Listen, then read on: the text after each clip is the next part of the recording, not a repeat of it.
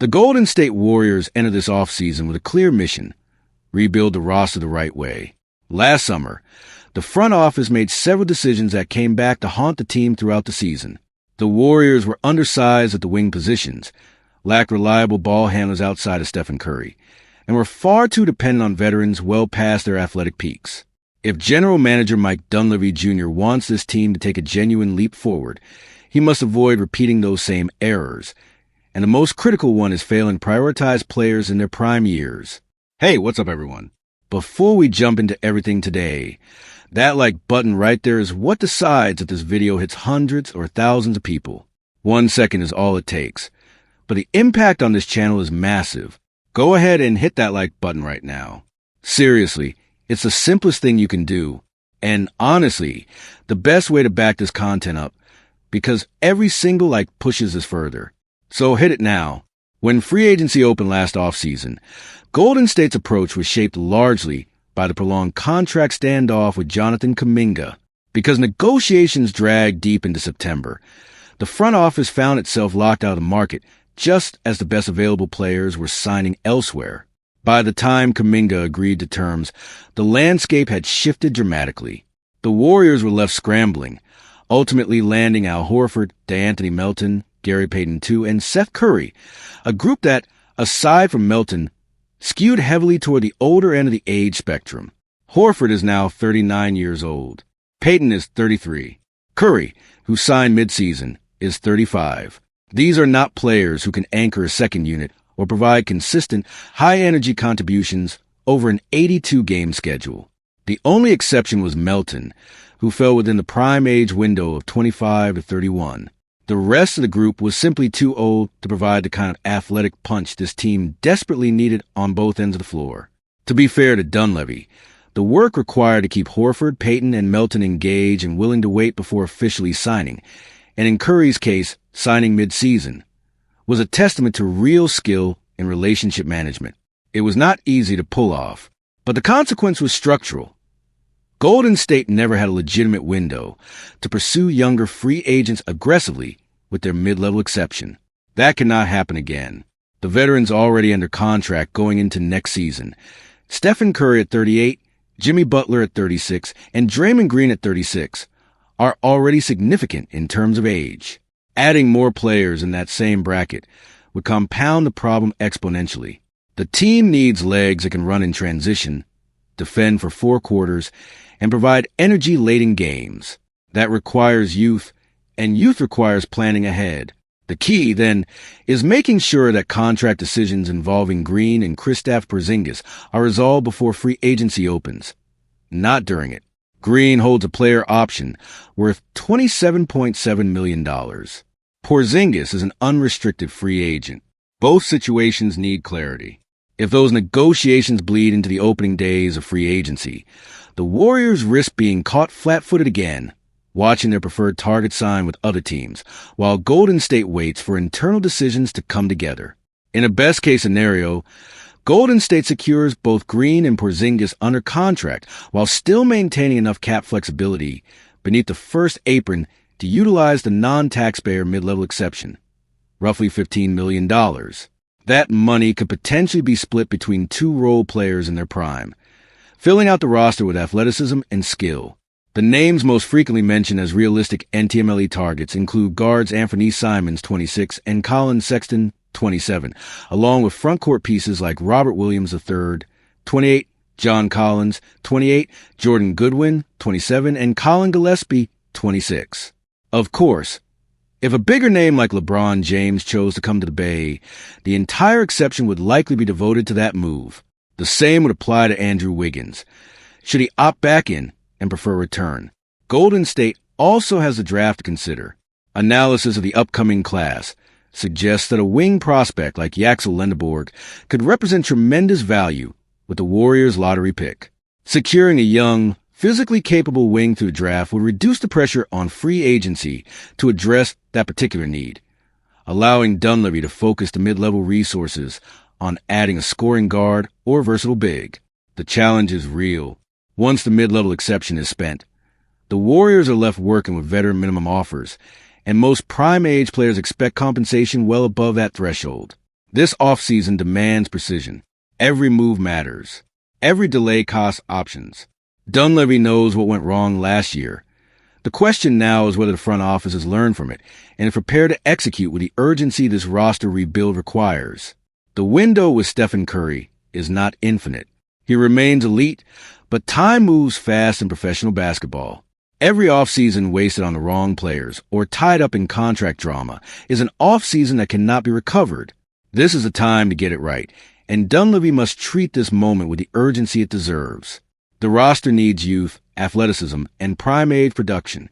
Anything less than that standard would be a repeat of the same mistake, and the Warriors simply cannot afford it. The debate over the greatest shooters in NBA history is one of the sport's most beloved arguments.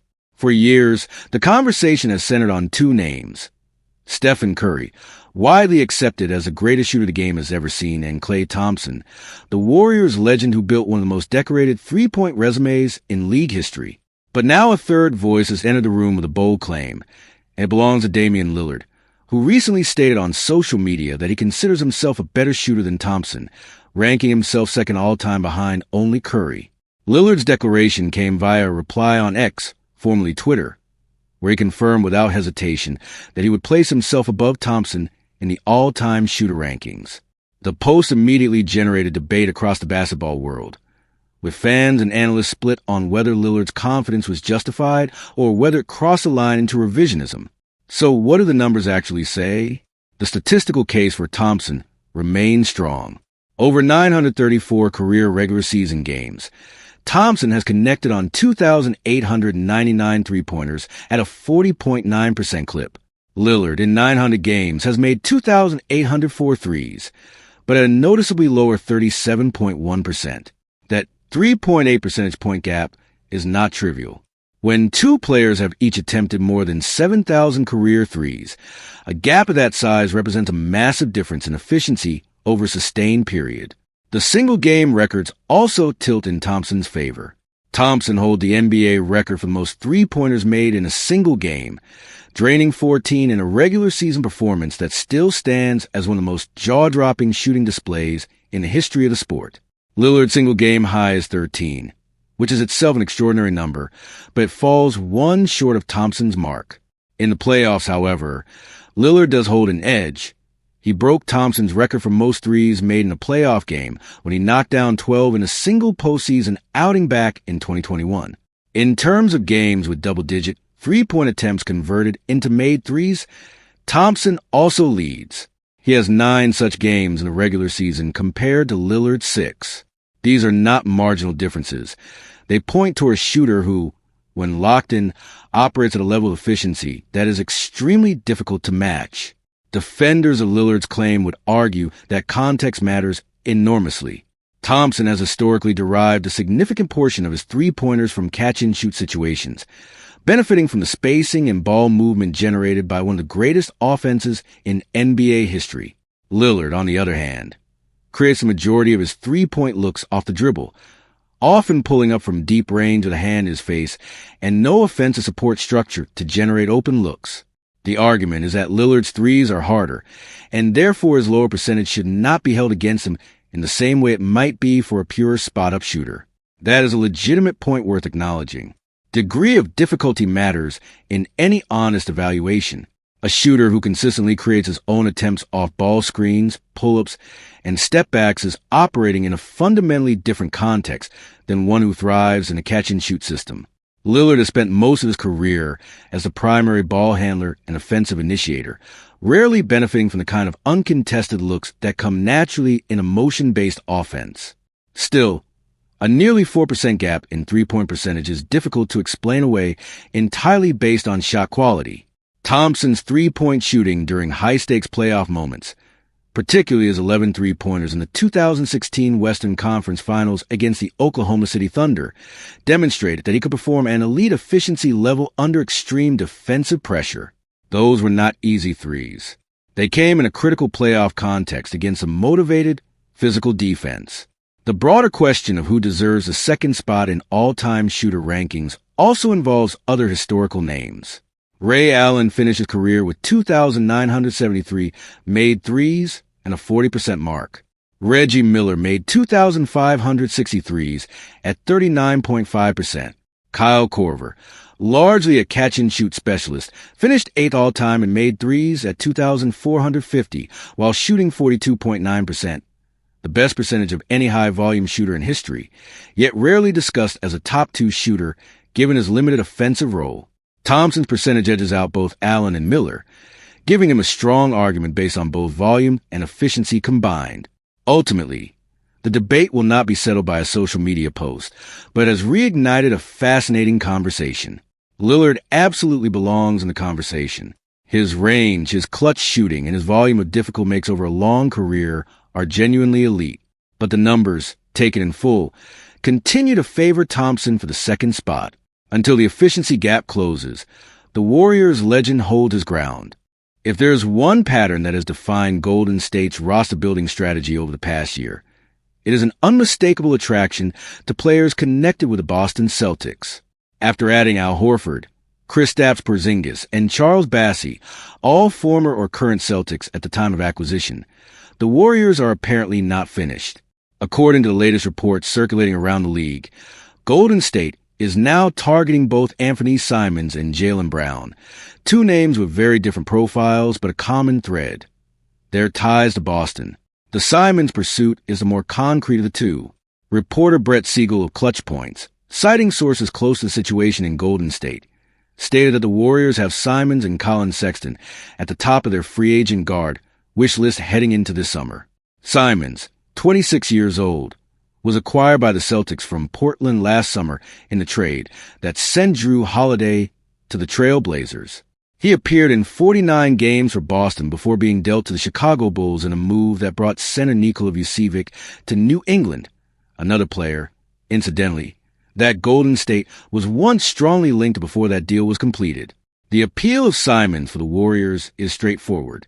He is a young guard with legitimate scoring ability, capable of creating his own shot and providing a secondary playmaking option alongside Stephen Curry.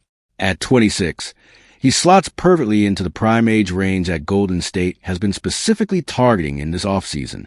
The Warriors want to avoid repeating last summer's mistake of loading up on players in their mid to late 30s, and Simons represents exactly the kind of young, skilled guard who could change the team's offensive identity and reduce the burden on Curry to be the only source of creation on that side of the ball. The Brown connection is more speculative but no less intriguing. According to Sean Devaney of Heavy Sports, if a blockbuster trade involving Giannis Antetokounmpo and the Celtics were to materialize, Brown would likely not end up in Milwaukee as part of the same deal. Instead, he would be redirected to a third team, and Golden State is listed among the possible landing spots for the Celtic star. Brown, 28, is coming off arguably the best individual season of his career. He finished sixth in MVP voting this past year after averaging 28.7 points per game, and has now spent his entire 10-year professional career in Boston, where he won a Finals MVP not long ago. The prospect of acquiring Brown would represent a franchise-altering move for the Warriors, pairing an elite wing scorer with Curry and Butler on a team that desperately needs more size and scoring versatility at the forward spots. Whether such a scenario is realistic remains an open question. Three-team trades of that complexity require an unusual alignment of interests, but the fact that Golden State is being mentioned as a genuine option speaks to the front office's ambition this offseason. While pursuing new Celtics-connected talent, the Warriors also have critical decisions pending on the former Celtics already on their roster. Porzingis is an unrestricted free agent who could draw significant interest from multiple teams. The organization must decide quickly whether to prioritize retaining the Latvian big man or redirect those resources toward younger, healthier options on the market. Horford, now 39, holds a $6 million player option and may exercise it, though there is growing sentiment within the organization that moving on from at least one of the veteran big men could be the right call given age and injury history. Bassey, who split time between Boston and Golden State late in the season, playing 5 games with each franchise, sits in a genuinely uncertain position. His future with the Warriors will likely depend entirely on what the front office decides to do with the bigger roster questions surrounding the center position. If Golden State signs a young center like Robert Williams III in free agency, Bassey's path back to the team becomes significantly narrower. What is clear is that Mike Dunleavy Jr. has a type when it comes to roster construction, and that type, at least recently, seems to have a Boston zip code. Whether that pattern continues to serve Golden State's long-term interests remains to be seen. But with Curry's window shrinking and the stakes rising with every passing offseason, the Warriors cannot afford another summer of cautious half measures. If Simons, Brown, or any other impact player is available, Golden State needs to be aggressive. And all signs suggest that is exactly the plan. The Celtics connection may raise eyebrows, but if it keeps producing results, Dunleavy will have zero reason to change course. For Warriors fans, the priority is simple: get it done before July ends.